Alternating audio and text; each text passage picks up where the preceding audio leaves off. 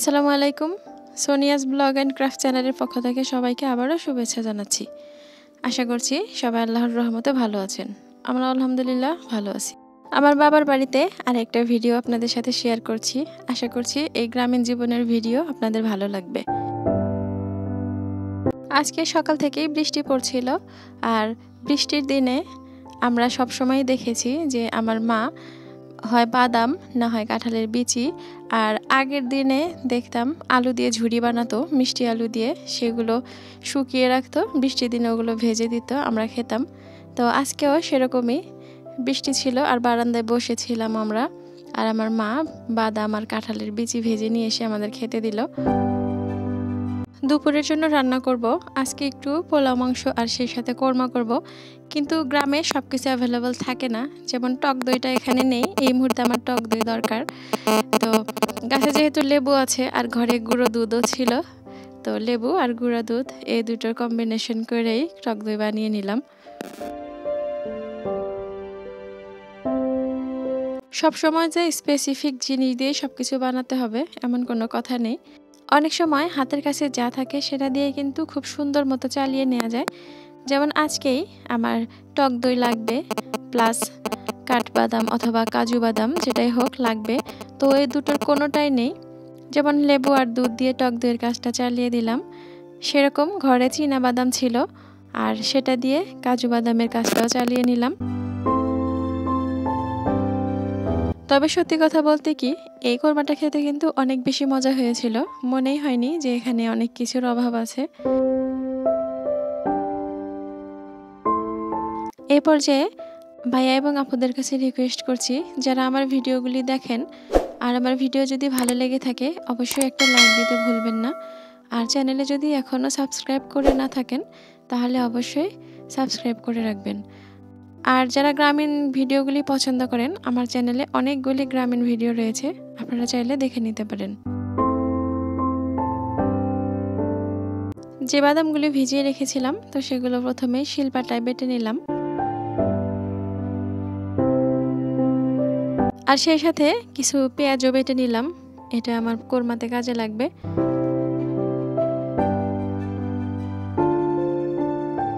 আজকে যেহেতু পোলাও আমি রাইস কুকারে রান্না করব, তাই ভাবলাম যে কোরমাটা থাক, আগে পোলাওটা উঠিয়ে দিয়ে নিই, ওটা ওদিকে হতে থাকবে আর আমি কোরমাটা রান্না করে নেব।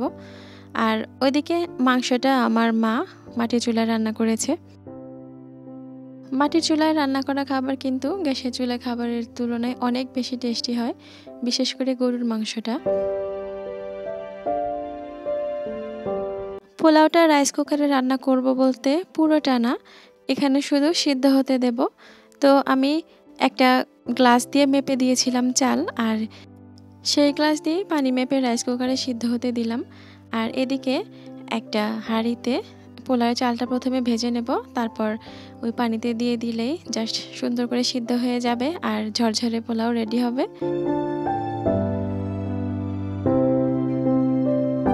এখন পর্যন্ত যারা আমার ভিডিও দেখছেন তাদের সবাইকে জানাচ্ছি অভিনন্দন। আর ভাই এবং আপুরা যারা আমার ভিডিও দেখছেন, আপনারা ঈদ কেমন কাটালেন সেটা আমাকে কমেন্ট করে জানাবেন। আমি আমার শ্বশুর বাড়িতে ঈদ করেছি, আর তারপর ফিরে এসেছি বাবার বাড়িতে। তবে এখনও বাসায় যাইনি, বাবার বাড়িতেই আছি। আমার মায়ের আবদার যে আরও এক সপ্তাহ থেকে যেতে হবে। আসলে আমার বাবা মারও বয়স হয়ে গিয়েছে, তাদের কথা ফেলার শক্তি আমার নেই। হাজব্যান্ডের সাময়িক একটু অসুবিধা হলেও বাবা মার কাছে আরও এক সপ্তাহ থেকে গিয়েছি। আপনারা আমার বাবা মার জন্য দোয়া করবেন, তারা যেন সুস্থ সবলভাবে আরও অনেক দিন বেঁচে থাকে, আমি যেন তাদের কাছে বারবার আসতে পারি।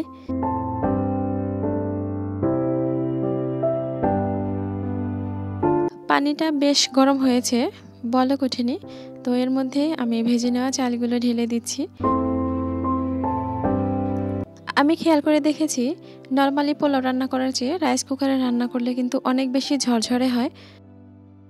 আমার বাসায় যেহেতু লাইনের গ্যাস, তো ওখানে আমি রাইস কুকার ব্যবহার করি না, নর্মালি পাতিলে রান্না করতে হয়। তো বাড়িতে যেহেতু সিলিন্ডার ব্যবহার করে, তো যখন বাড়িতে আসি তখন যদি পোলাও রান্না করা হয়, বিশেষ করে আমি একা যদি থাকি আমাকেই করতে হয়, তো তখন আমি রাইস কুকারে করে থাকি।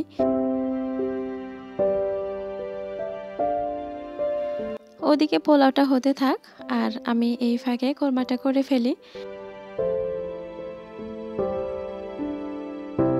আসলে এখানে আমার মা যে হাঁড়ি পাতিলগুলো ব্যবহার করে সেগুলো দেখতে একটু কালচে হয়ে গিয়েছে। আপনারা এই বিষয়টা একটু ইগনোর করবেন।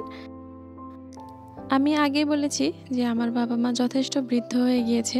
আমার মা যে এখন এভাবে রান্না করে খায় এটাই তার জন্য কষ্ট। তো এগুলো চকচকে ঝকঝকে করে রাখার কোনো এনার্জি তার নেই।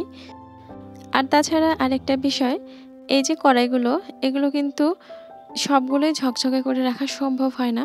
আমি দেখেছি কিছু, কিছু খুব কম ঘষা মাজা করলেও একদম ঝকঝকে থাকে। আবার কিছু কড়াই দেখা যায় যে অনেক বেশি ঘষা মাজা করলেও ঝকঝকে করে রাখা সম্ভব হয় না। যেমন আমার বাসার যে কড়াইটা রয়েছে সেটারও একই অবস্থা। আমি যথেষ্ট ঘষা মাজা করে রাখি, তারপরেও ওরকম চকচকে করে রাখতে পারি না।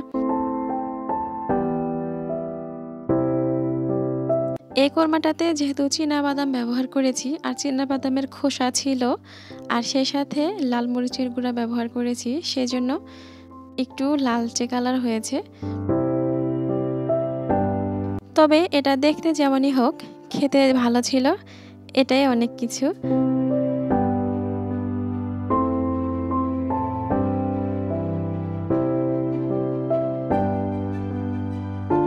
এই যে পোলাওটা হয়ে গিয়েছে, দেখুন কতটা ঝরঝরে হয়েছে। আর রান্নাবান্না শেষ করতে করতে অনেকটা সময় চলে গিয়েছে, তো সবার প্রচণ্ড ক্ষুধা লেগেছিল। আরেকটা বিষয় হচ্ছে, নর্মালি রান্না করতে যতটুকু সময় লাগে যদি রান্না করতে ভিডিও করা হয় তাহলে কিন্তু প্রায় 2 গুণ 3 গুণ সময় বেশি লেগে যায়। তো আজকেও সেই কাহিনী হয়েছে, যেহেতু ভিডিও করেছি রান্না করার সময়, তো অনেকটা সময় বেশি লেগেছে। আর সে কারণেই সবার অনেক বেশি ক্ষুধাও লেগেছে। আর এত কষ্ট করে রান্না করেছি আর সেটা আপনাদের সাথে শেয়ারও করেছি।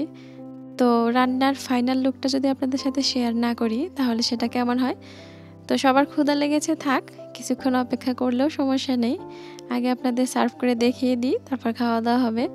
আর এই যে এটা হচ্ছে আমার মা চুলায় রান্না করে রেখেছে গরুর মাংস, এটাও বেড়ে নিচ্ছি।